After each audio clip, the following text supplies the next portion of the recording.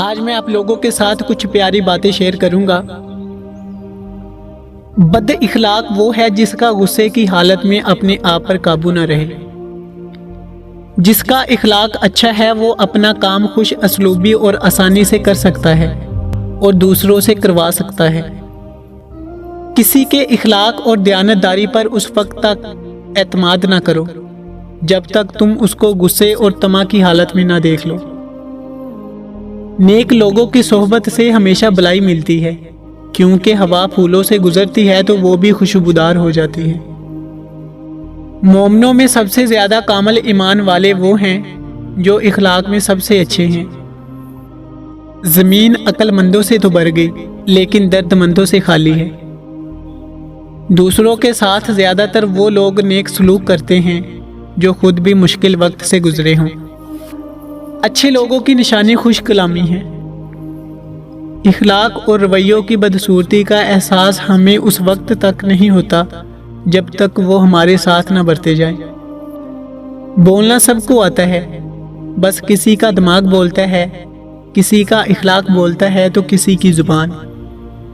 خوش اخلاق لوگوں سے خوش اخلاقی سے پیش آنا کمال نہیں، بلکہ بد اخلاق لوگوں سے خوش اخلاقی سے پیش آنا کمال ہے۔ اچھے انسان کے ساتھ اچھے رہو، لیکن برے کے لیے برے مت بنو، کیونکہ تم پانی سے خون صاف کر سکتے ہو لیکن خون سے خون صاف نہیں کر سکتے۔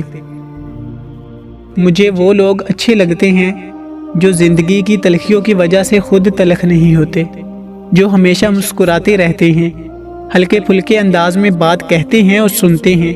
یقین جانیے زندگی انہی لوگوں کی وجہ سے خوبصورت اور جینے کے قابل ہے۔ دلوں میں اترنے کے لیے سیڑھیوں کی نہیں بلکہ اچھے اخلاق کی ضرورت ہوتی ہے۔ دنیا کے ہر میدان میں ہار جیت ہوتی ہے، لیکن اخلاق میں کبھی ہار اور تکبر میں کبھی جیت نہیں ہوتی۔ خوش اخلاقی ایک ایسی خوشبو ہے جو میلوں دور سے محسوس کی جا سکتی ہے۔ خوبصورت چہرہ بھی بوڑھا ہو جاتا ہے اور ایک دن پرکشش جسم بھی ڈل جاتا ہے، لیکن ایک اچھا انسان ہمیشہ اچھا انسان ہی رہتا ہے۔ رب کو عبادت سے اور مخلوق کو اپنے اخلاق سے راضی کرو، دنیا اور آخرت دونوں میں خوش رہو گے۔ خوبصورتی کی کمی کو اخلاق سے پورا کیا جا سکتا ہے، مگر اخلاق کی کمی کو خوبصورتی پورا نہیں کر سکتی۔ میں جیسے جیسے لوگوں سے ملتا گیا میرا ایمان بھی مضبوط ہوتا گیا کہ اخلاق بھی رزق ہے جو قسمت والوں کو ہی ملتا ہے۔ اخلاق ایک دکان ہے اور زبان اس کا تالا۔ تالا کھلتا ہے تو معلوم ہوتا ہے کہ دکان سونے کی ہے یا کوئلے کی۔ دنیا کے سبھی لوگ خوبصورت ہیں، بدصورتی تو ہمارے رویوں اور سوچوں میں ہے۔ جو عبادت اخلاق اور کردار پر اثر انداز نہ ہو سکے، اس عبادت سے سوائے مشقت کے کچھ حاصل نہیں ہوتا۔